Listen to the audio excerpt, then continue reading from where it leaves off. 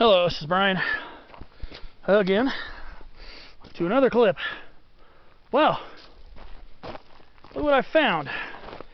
I'm near Peak 6880 and Pine Mountain. I didn't even notice this, but there's a rock duck here. Apparently it looks like something's been scuffed up there by feet. Honestly, I don't have the energy to climb up to another peak or two, but maybe for next time. So I guess that is where you branch off. I'm guessing you bushwhack through there. I guess maybe that'll lead you to finding the little trail or fire break that I could swear I saw in Peak 6880. Peak 6880 is about west from Pine Mountain. So you go up, it looks like there's a use trail that goes up, or a fire break or something that goes up to 6880. But when you go down the backside to towards the saddle between 6880 and Pine, the imagery on Google Earth shows just wall to wall chaparral and woodland. So probably canyon live oak thickets like this. So basically near the crest of that little hill there, I've been doing mostly uphill for the last 10 minutes. Now I'm starting to do a little downhill, which feels good right now. Apparently that is where you branch off. From what I understand, reading people's reviews on the internet, like on all trails and stuff like that, to get up to Pine Mountain, it might be ducked, I don't know, but it's apparently supposed to be in need of some trail work, which of course it's not an official trail once you branch off of the PCT. So I just don't have the energy to try to go up it right now. I've already done 3 peaks. I've done what they call in hockey or in soccer when you score 3 goals in a game, called a hat trick.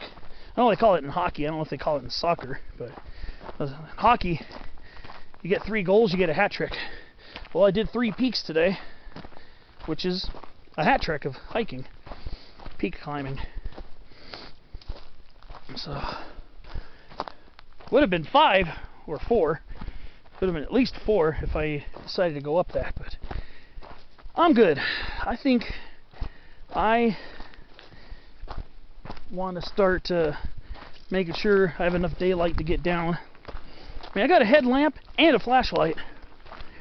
It's one thing, especially for these longer hikes, it's always good to have a headlamp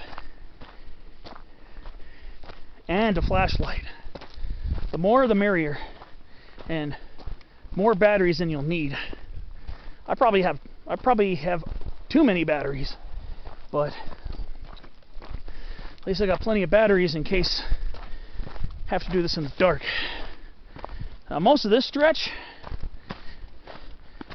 in the middle and upper portions of Cedar Springs Trail should present very little in the way of problems if you're hiking in the dark.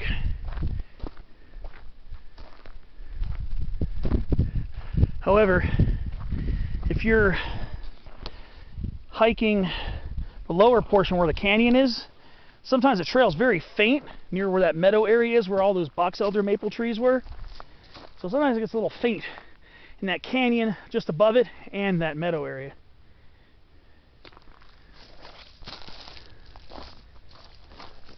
So it can be a little confusing, just so you know.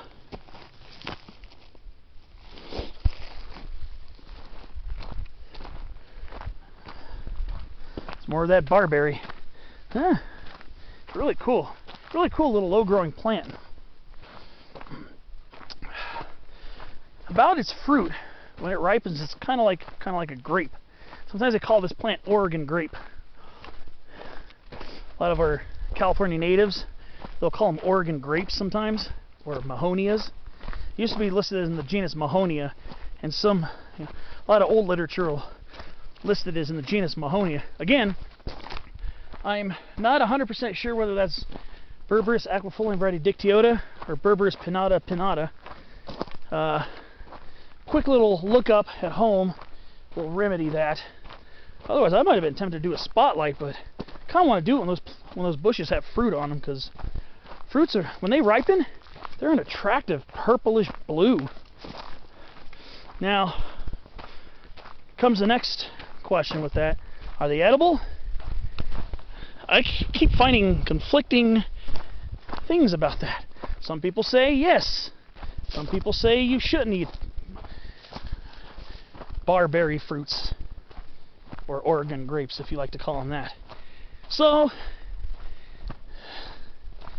I've heard that they're edible, read that they're edible from quite a few sources, but quite a few other sources don't seem so sure about the edibility of it, so fortunately, can't really give you a good answer on that. It would be kind of neat. Honestly, to be honest, the way they look delicious. I've seen them before. You'll see them a lot of time in horticulture, the barberries. You'll see them in horticulture here on the west coast. I've seen them planted in, there are some bushes near Knott's Berry Farm by La Palma Avenue in Orange County. They got some pretty tall Berberis plants there. And some of those cultivated ones get up to like 5 feet tall, much more upright than our wild ones that tend to be kind of sprawled out. So, and I've seen those ones by Knott's Berry Farm get fruit on them, and I've seen them in other spots too. They are found in horticulture. I'm not sure if if those are from the same species, maybe horticultural varieties, in other words cultivars of them. So I'm really not sure. They are quite a striking looking shrub.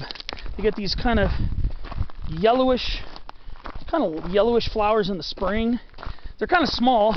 They're in clusters, but if you take time to look at them, they're kind of neat looking. Not gonna lie, actually quite neat looking, to be honest with you. And again, then they get these little grape-like fruits that ripen to usually like a purplish color, purplish bluish. Quite attractive itself.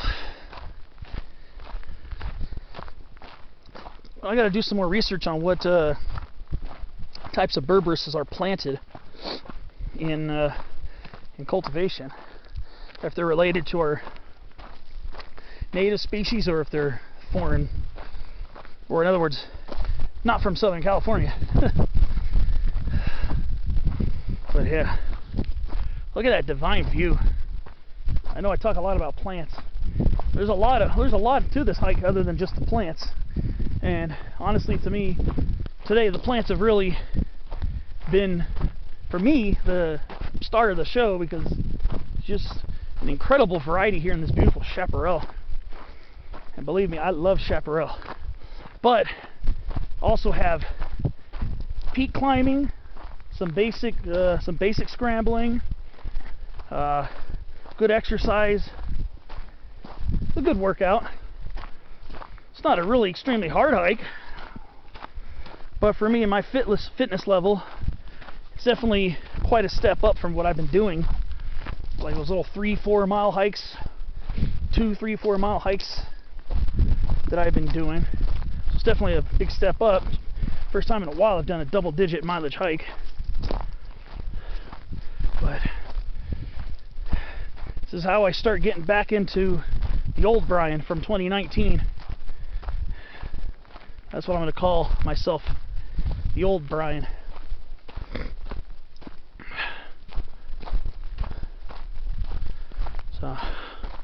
So yeah, that's peak 6880, I think, right there, and then Pine's over there. Pine Mountain looks very different from the other side. Looks really rugged, like a Sierra Nevada peak. Yeah. So anybody who just likes hiking in the mountains, the views, the scenery, the smells, the air, Gonna find a lot to love about this hike. People who are into botany, especially local botany here in Southern California, are gonna find a lot to love about this hike. Especially for some of the surprise finds, or at least surprise to me, like finding chamise, like at 6,700 feet. Finally getting to see more barberries in the wild. So just a lot of cool stuff. And also get some good views from some of these peaks. But this hike has a lot to offer. You get a little bit of mileage. 10 miles, I could say it's a moderate mileage hike. For somebody who's been out of the loop for a while, this is a pretty decent one. So this is a really good package.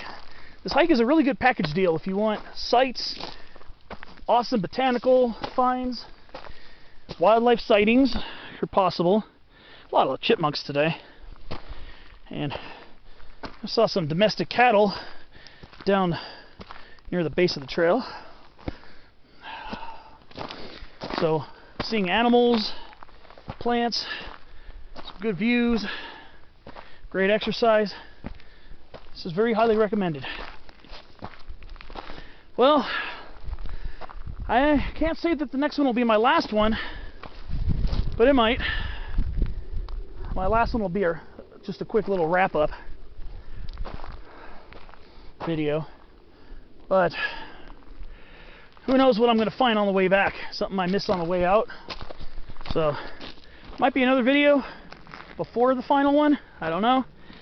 Otherwise, I'll see you on the way back, on the way down.